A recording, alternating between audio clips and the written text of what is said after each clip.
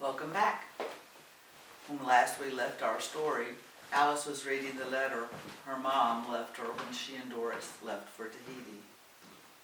Doris wrote to Gordon as well, explaining that she and Helen were taking some much-needed time away at a beach where no one would tell her to get out of the water.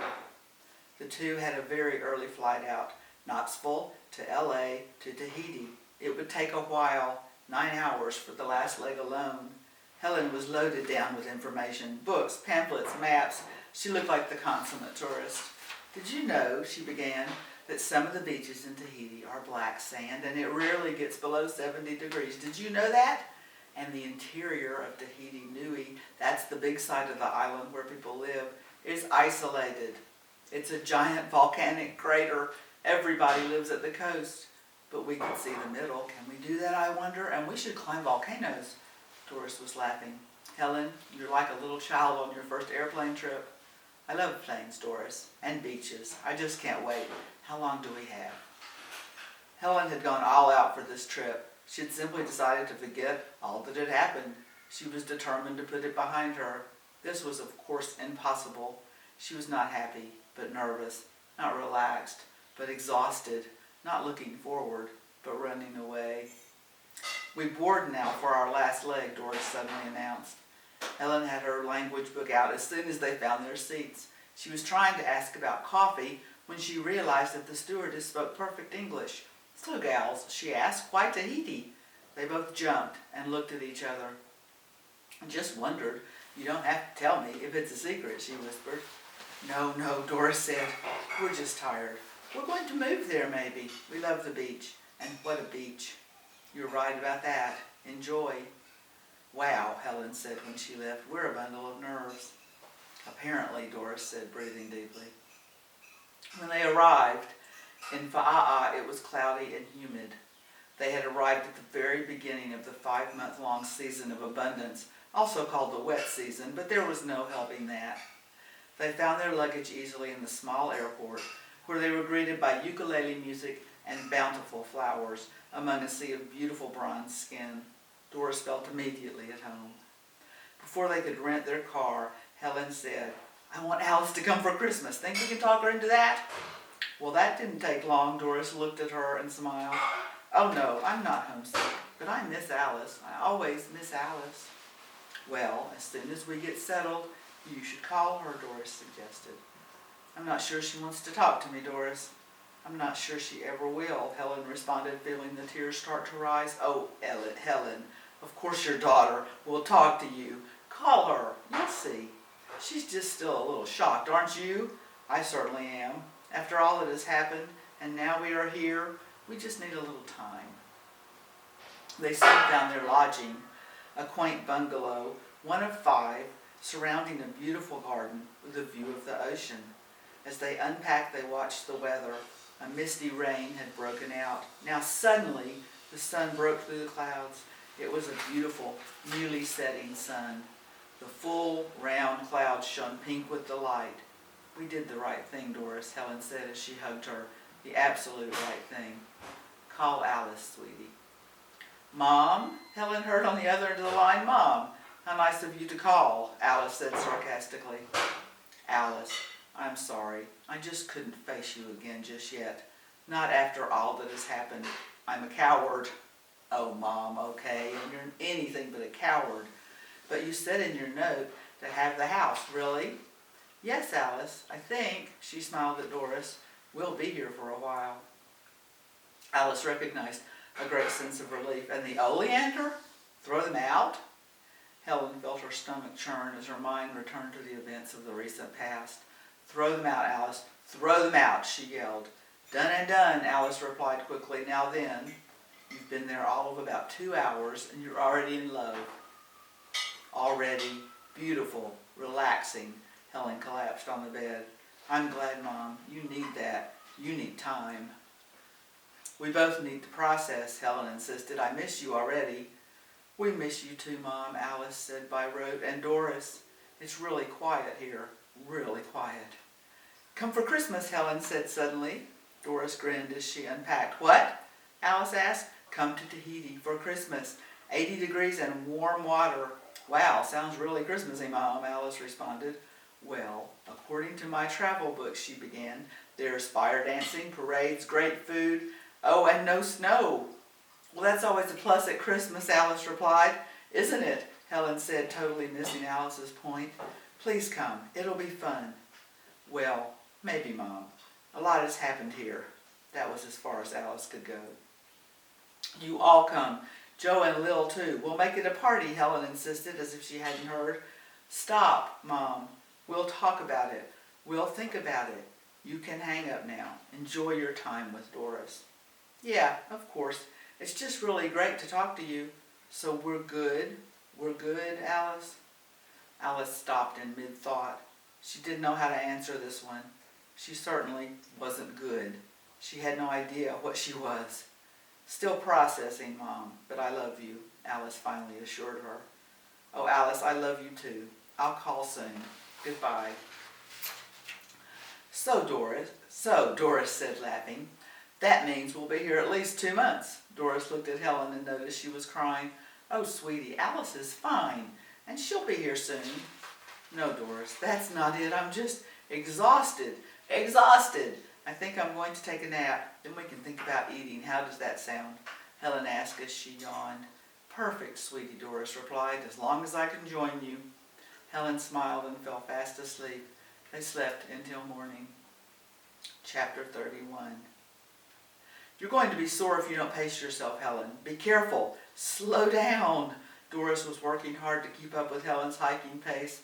Helen seemed to have the energy of a 20-year-old. She had fallen in love with everything Tahitian. She loved the sun, the water, the food, the people, the sand, the volcanoes, everything. It seemed to Helen that she had arrived at the place where she truly belonged at this point in her life. Doris was happy as well, far away from prying ears and eyes and newspapers full of old news. Neither of them had spoken Polly's name, and that suited Doris fine. Tahiti seemed a likely place to just forget everything negative that had ever happened. Alice, Joe, and Lillian would arrive on December 1st and stay through the new year. Helen was almost frantic with preparations. Sweetie, you have weeks before they'll be here, Doris reminded her. They're staying in their own bungalow right next door. All is taken care of. We have to make a list, Helen continued, as if she hadn't heard of everywhere Alice needs to go and everything she needs to see. Okay, sweetie, whatever, Doris said, smiling. The letter had arrived 3 days after Polly's death, but in the midst of all the planning and confusion, it was dropped. It slid under the living room couch, and that was where Alice found it. She saw the return address, Polly. A letter from Polly to Doris? She hesitated, but in the end, she opened the envelope and read. Doris, Agnes had strict instructions to mail this letter only in the event of my death, so I guess you finally got rid of me, rather than me getting rid of you. I know it was you. Why not murder after kidnapping? The police know. There was one letter to you and one to the Ohio Police Department. They know where you are, and they'll be coming. I win, Doris. I win, Polly. Joe, Alice yelled. Oh, what time it is. He'll be at the bar, she said aloud. She dialed. Come home now, Joe. When Joe arrived, Alice was pacing and reading and rereading the letter. Read this, she said. Lord, woman, Joe said out of breath. I thought you were dying the way you sounded on the phone. Read this, Alice insisted again. He read and sat down. Wow, this just gets better and better. We need to call Doris. Yeah, and the police will be here. What do we say? Oh my God, what do we tell them? Alice and Joe looked at each other in confusion and fear. Then Joe said, we'll just tell them what we absolutely know. Joe? Just listen, Joe continued. What we know is that Polly is dead. If she were killed, we literally don't know who killed her, do we? Joe, really? Really, Alice? What other choice do we have? Joe insisted. And as to the kidnapping, I say just plead ignorance. We're pretty ignorant about that one anyway. So we lie? Alice asked. No, we tell the truth, just not too much of it, Joe answered. They did just that. They told the detective that Polly died of a heart attack and fell into the pond. As to the kidnapping, they pled pure and simple ignorance. They also pled ignorance as to where Doris and Helen were. The two had left without telling anyone. and Joe and Alice certainly didn't know where on the island they were playing just then. The detective was marginally satisfied. Alice called as soon as he left. "Hi, Mom, I need to speak to Doris." "Well, hi, Alice, how are you? How's Dysonville? Do you miss me?" Helen asked sarcastically. "Mom, I really need to talk to Doris now. The police were here, they know." "Oh my God, about Polly?" Helen asked loudly. "About Polly and Ohio." "Ohio! How on earth?" Helen replied. The bungalow was small. Doris had no problem hearing. She ran into the room. "Ohio? What about Ohio?" Alice could hear the panic through the phone. "Mom, give Doris the phone and I'll explain." "No, I want to hear," Helen insisted. "Mom!" She handed Doris the phone and leaned in to listen. "Doris," Alice began. "Doris, hi, listen. I found a letter to you from Polly." She read the letter aloud. "We pled ignorance all around, and I think the detective bought it, but you have a passport. You bought a plane ticket. He will find you." She left Helen in the clear, Doris said, and looked at Helen, who was standing with her mouth wide open and tears in her eyes. "Should you come here now, Alice?" Doris continued. "Will that put you in danger?" "I don't see how. And we are coming." Alice hesitated, then continued. "We're in a third bungalow, Doris." "A third? Why?" Helen asked, trying to hear. "For Gordon." "Gordon?" Doris asked. "I'm sorry, Doris, but I talked to him about all of this. I know that really wasn't my place, but Joe and I need all the help we can get."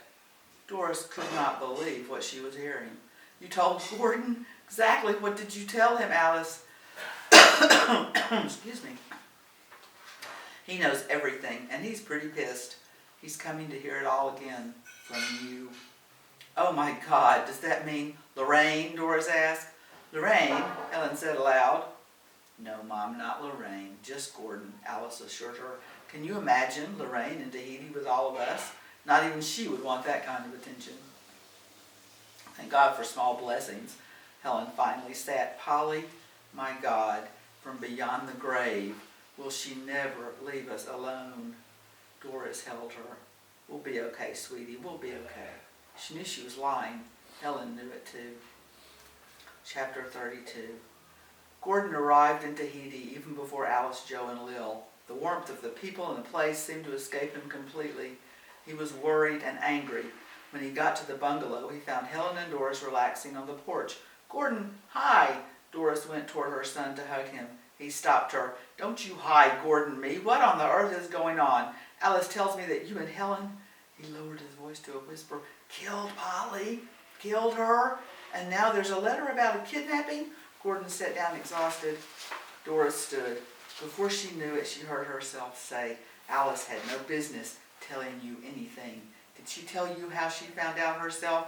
I'm so sick of this." Helen looked up, alarmed. "Really? Everyone thinks they know what's going on and no one does. No one understands at all." Gordon went to his mom. "Mom, I'm sorry. You're right. I don't understand. Wow, are you right? I'm exhausted and confused. Let me get settled, and then you can tell me how this is all okay." Gordon forced a smile. When he returned from his bungalow, Doris picked up as if in mid-thought. "Gordon," she began, "I didn't say any of this is okay. Just inevitable. Horribly inevitable." Doris felt tears rise, but she fought them. Gordon hugged his mom. "Just tell me what happened," he said. "Wow, tell you what happened. It's a long story, honey. Sit down." "I've been sitting for hours, Mom. Just talk," Gordon said, apprehensive about what he was about to hear. "Way back," Doris began. Way back. When Lorraine first talked to Polly." She looked at her son. "That was not your fault." "Right, Mom. Go on." "When Lorraine talked to Polly, I swear something snapped in Polly. Don't you think, Helen?" Helen nodded, wiping her eyes. "She just couldn't abide me.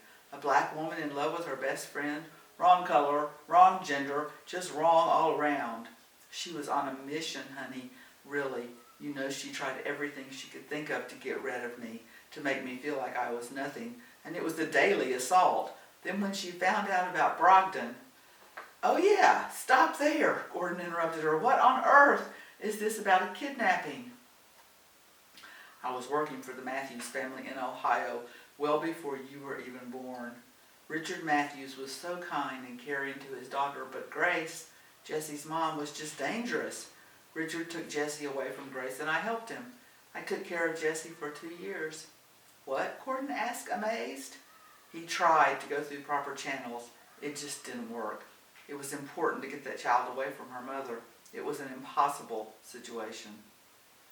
Okay, Gordon said, trying to process. And this has something to do with Polly? Polly found out, Gordon continued. She saw an article about the incident in the paper at the Dysonville Library, of all things. When she saw that, she knew she had me. I can just imagine the look on her face and the way her wheels started to turn. She showed me the article and said that if I didn't leave town, she would turn me in. I agreed to leave. I lied, but I agreed. And she agreed to keep all of this to herself, at least until after the party for Alice and Joe. So how does this end up with Polly dead? Gordon asked, exasperated. She didn't keep it to herself, honey. Sit down, please. Just go on, Mom, Gordon insisted and sat. Polly confronted Helen right away. She said that she had all she needed to really get rid of me this time, and Doris looked at Helen and took her hand. We knew she was right. Polly made it pretty clear that she wouldn't keep quiet under any circumstances. She was so sure of herself. She was so damn sure of herself, it was disgusting. And we both had the same idea separately, to stop her. Wow, Mom. Why on earth would you go that far, really, to kill someone, even if it was Polly? Doris hugged her son. Neither of us could see any other way. Polly was out to get me, honey, and now she may have succeeded. Chapter 33. Alice, Joe, and Lil arrived in Tahiti on time and exhausted. But as soon as they saw the beauty of the place in which they had landed, their fatigue lessened. By the time they had their drinks on the porch, Lil was already in the lagoon. Wow, swimming at Christmas time. How cool is that? She called from the water. Joe waved. Okay, what is this nectar? Joe asked as he took another sip of his drink. It's called a Mai Tai, Helen answered. Mai Tai? We used to make those in college, but they never tasted like this, Gordon laughed. That's because this is a real Mai Tai, Helen assured him. The official holiday drink, light and dark rum, lime juice, orange liqueur, and roguette syrup, Helen announced, clearly pleased with herself. Yeah, right out of the box, Doris chimed in. When in Tahiti.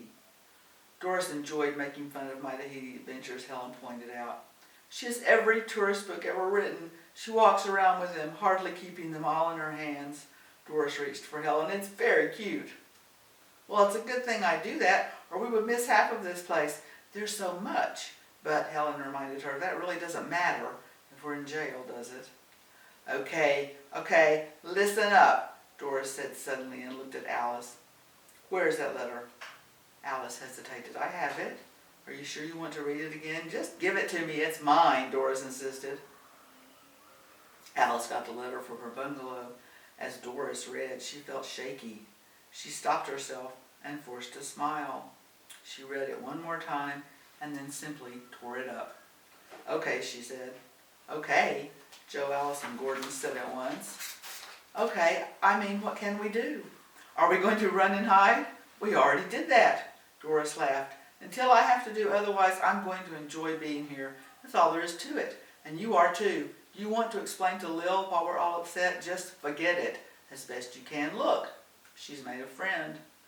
Joe stood and headed toward the water. Alice stopped him. Joe, what are you doing?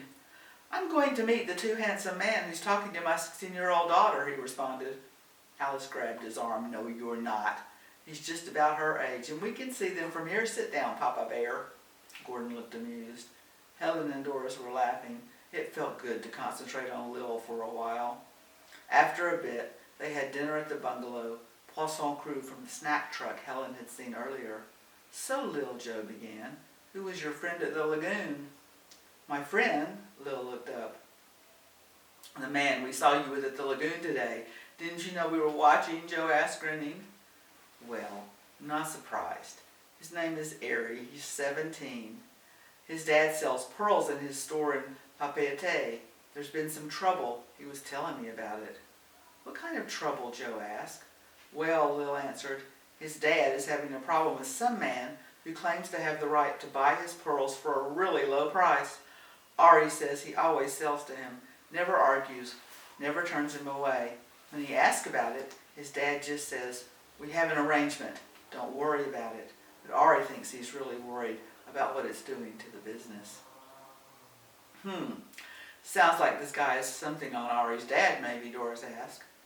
Sounds like something to stay very far away from, Gordon insisted. Okay, Mom, this isn't your mystery to solve. Why not? Helen asked. We're great at solving mysteries. Okay, Lil, what do we know? Alice, Joe, and Gordon looked at one another concerned and amused at once. Mom, Alice began, remember why you're in Tahiti in the first place? Does it seem like a good idea to get yourself involved in someone else's intrigue just now? Oh, don't be silly. Go on, Lil, was all that Helen said. Alice looked at Joe in disbelief. Lillian told him everything Ari had told her. It didn't take long for Ellen to decide to talk to Ari's dad. She wanted to go pearl shopping in any case. She headed for Matahi's Po, Ari's dad's shop, first thing the next morning, leaving a note for Doris saying that she was Christmas shopping. She arrived just after the shop opened and greeted Matahi by name. He looked up, surprised. Helen explained that her granddaughter had made the acquaintance of his son. Has he been bothering you? Matahi asked, concerned. Oh, no. He and Lil had been swimming in the lagoon right in front of our bungalow. Helen looked up to see Ari come through the back door. Bonjour, mon père, he said, and smiled at Helen, recognizing her. Bonjour, Ari, Helen said. I thought I would come Christmas shopping. I want to see your most perfect teardrop pearls. Matahi showed her a tray. The pearls were of every hue, from creamy yellow to shiny black. She picked 5, 1 pink for Lil, 1 pale gray for Alice, and 3 inky black to set in a ring for Doris. Matahi told her of a place to get them set that wouldn't be extravagant, but would do a good job. As they were talking, a man entered the store. He immediately began to look at the merchandise as if there just to browse. Matahi looked up. He glanced at his son and at Helen and said, Nice to have met you, Helen. Enjoy your pearls. Goodbye. It sounded dismissive. Helen wasn't ready to leave, and the feel that she had gotten from Matahi's goodbye wasn't comfortable. She started to leave the store, but she decided to linger by the door. Ai Fata, you're early, Helen heard Matahi say. Yes, and I'm in the market for a few extras now that the season is upon us. What new beauties have you gotten in? Ai Fata glanced around. Extras? Matahi asked hesitantly. Yes, extras, Matahi. As many as I want. Get rid of him. He looked at Ari.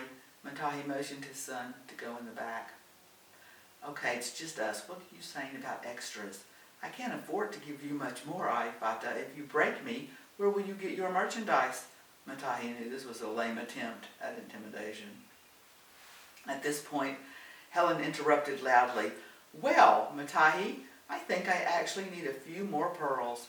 These are so beautiful. I just can't resist. I'm sorry, you still have a customer. No, it's okay, Ai Fata assured her. Matahi, I'll be back. Matahi nodded as Ai Fata walked out the door. Well, Helen, what more can I do for you? Matahi asked, a bit confused. You can fill me in on that creep, Helen whispered loudly. What? Matahi asked. Fill me in. Tell me what's up with this guy, Ai Fata, telling you to get rid of your son. What a jerk. Helen, how did you... I was listening, Helen admitted. Is that what you were doing? Helen thought Matahi sounded angry. Well, listen now. This isn't something you need to worry about. This is just a gentleman's agreement, and he's trying to take advantage. I'll deal with it. Please don't get involved. It's not what, my business? Helen interrupted. It's not your business, Helen. It seemed to Helen that he wanted to say more, but he only added, please leave it alone. Helen couldn't get back to the bungalow fast enough. Doris, she called as soon as she was in earshot. Doris ran to the porch. Helen, what's wrong? Are you okay? Of course, Doris. Listen, we have to help him. We just have to, Helen insisted. What if he goes out of business and at Christmas? What? Who? Doris asked. Helen, sit down. Make sense. I am making sense, Helen replied. I went shopping at Matahi's. Matahis, Doris asked. You remember, Doris, Matahis Poe, Aries' dad's store. Well, actually, no, Doris said, but go on. There was this man, something. Anyway, he must be threatening Matahi because Matahi said that if he takes much more from him, he'll go broke. This guy is robbing him, Doris, just like Lil said. Doris laughed. And a perfect stranger just filled you in on all this. Well, I overheard most of it, Helen responded. What? Doris asked. Helen went on as if she hadn't heard. I don't know how serious this is, Doris, but I'm going to find out. I'll stop there.